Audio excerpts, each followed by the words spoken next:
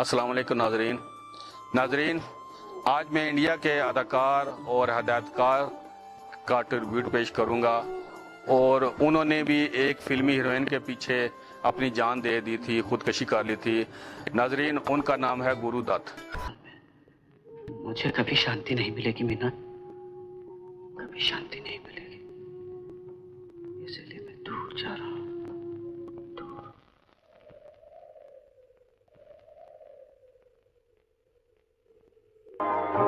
चौदहवीं का चांद हो या आफताब हो।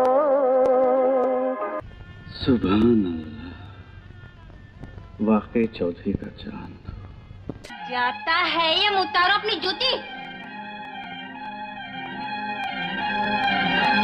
लुटते हुए कारवां जिंदगी के मैं घबरा के पी गया।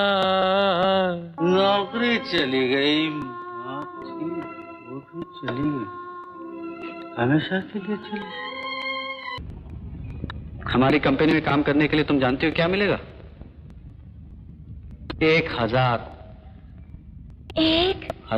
गुरु दत्त साहब बहुत ही अच्छे अदाकार, बहुत ही अच्छे डायरेक्टर, राइटर। गुरु दत्त साहब 9 जुलाई 1925 को पैदा हुए। उनकी वफात 10 अक्टूबर 1964 को हुई। उन्होंने खुदकशी कर ली थी। वहीदा रहमान साहबा के साथ इश्क किया, उनसे शादी करना चाहते थे, लेकिन वहीदा रहमान साहबा ने उनसे शादी नहीं की।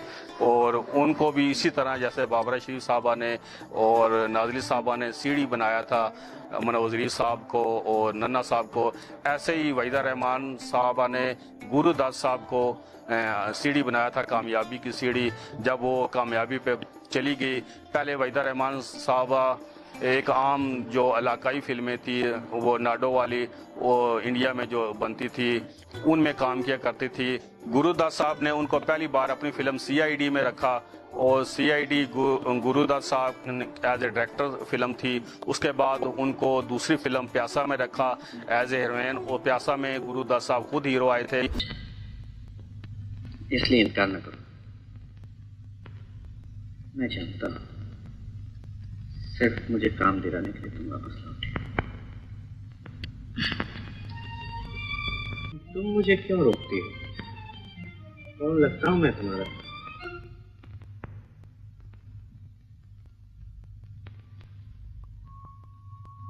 जाता है ये मुतारो अपनी जूती।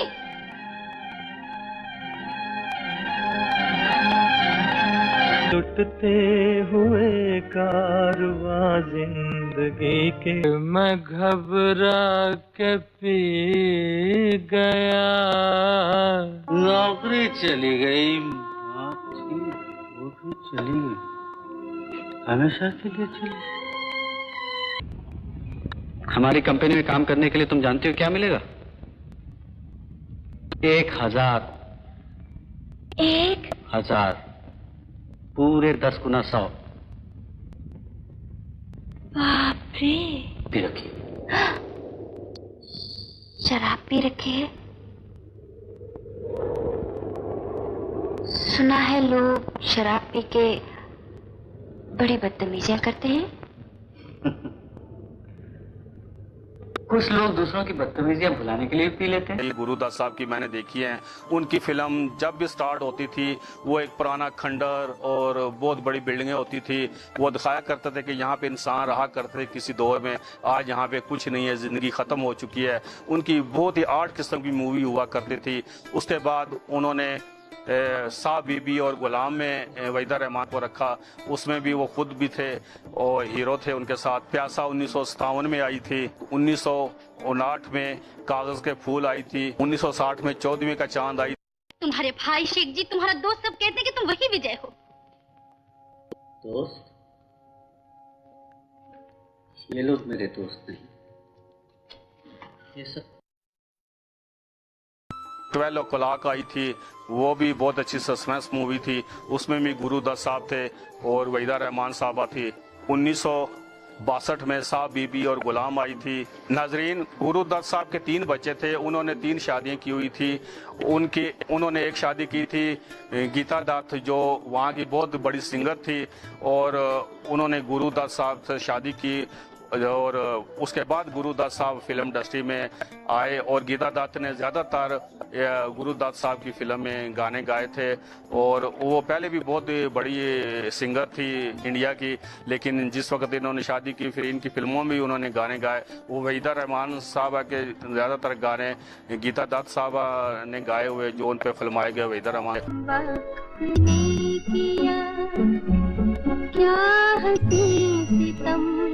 हम आपकी आंखों में इस दिल को बसा दे तो। चाल चलन में संभालूं या न संभालूं, ये मेरी जाती चीज है, इसमें आपको बोलने का कोई हक नहीं। चलो मेरे साथ।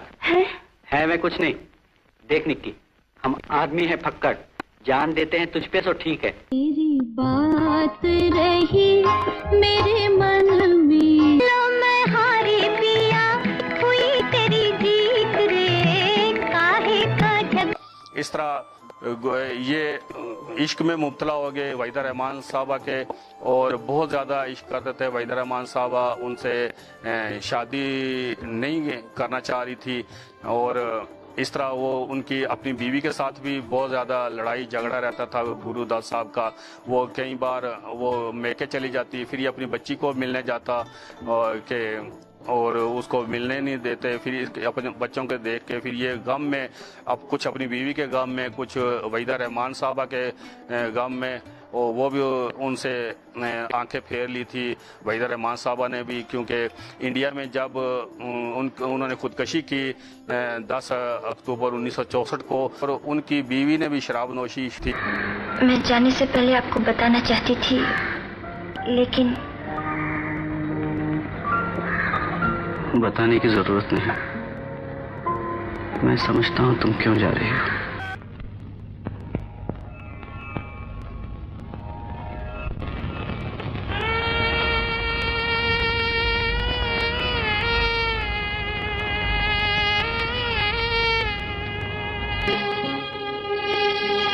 कल रात मैंने तुम्हें काफी डांटा ना? बंदरिया कहा आपने मुझे। न जाने मैंने तुम्हें क्यों इतना डांटा।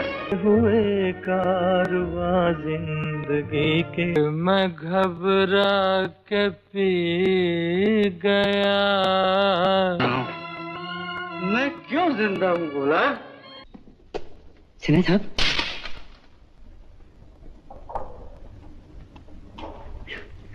साहब, वहीदा रहमान साहबा को गुरुदत्त साहब का कातिल समझते थे। वहीदा रहमान साहबा को सब यही मीडिया वाले जितने भी, कि तुमने इतने बड़े आर्टिस्ट को, इतने बड़े डायरेक्टर को, इतने बड़े वो क्रिएटिव इंसान थे, और बहुत अच्छी अच्छी फिल्में उन्होंने इंडिया को दी थी, उन्होंने बहुत ज़्यादा पी ली थी, उनका भी जिगर ख़राब हो गया था। उन्होंने जिस रात खुदकशी की, उस रात उन्होंने नींद की गोलियाँ भी बहुत ज़्यादा खा ली थी, वो अपने बच्चों की वजह से। 14वीं का चांद हो या आफताब हो, बात रही मेरे मन